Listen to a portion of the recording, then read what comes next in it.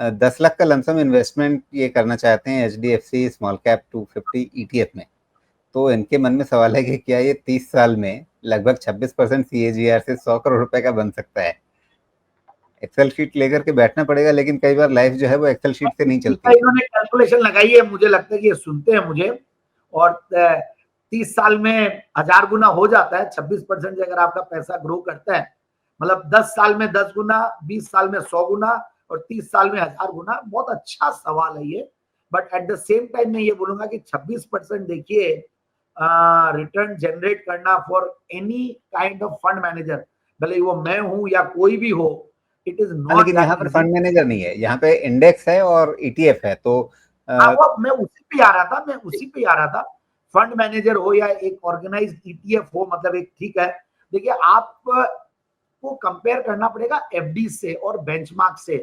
तो मुझे लगता है कि, और पास्ट हिस्ट्री हमारे पास है, देखिए 14%, जहां पे बेस भी इतना नीचे था, 14-15% से ही ग्रो किया। तो मुझे ऐसा लगता है कि 15-16-18% से ज्यादा एक्सपेक्ट नहीं करें रिटर्न्स को। 26% नहीं आता जल्दी से रिटर्न, वो आपका आएगा आप बहुत ही एक्सट्रीमली स्किल्ड हो और आप बहुत सारी चीजें करते हो मार्केट में। देखिए एक इन्वेस्टमेंट भी होता है, उस इन्वेस्टमेंट को लिवरेज करके कई लोग ऑप्शंस राइटिंग भी करते हैं।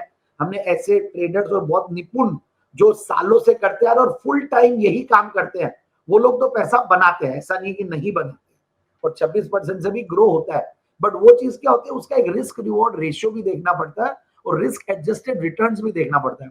एनीथिंग अबव से 15-18% आपको एक रिस्क के साथ आता है, और वो रिस्क हम कई बार समझ नहीं पाते हैं, और हम खाली एक शॉर्ट साइटेडनेस में हम खाली रिटर्न्स को देखते हैं। आपको देखना होता है आरएआर, रिस्क एडजस्टेड रिटर्न, और आपको देखना पड़ता है रिस्क रिवॉर्ड रेशियो। कई बार कुछ चीज को कमाने के लिए आप कितना खो सकते हो।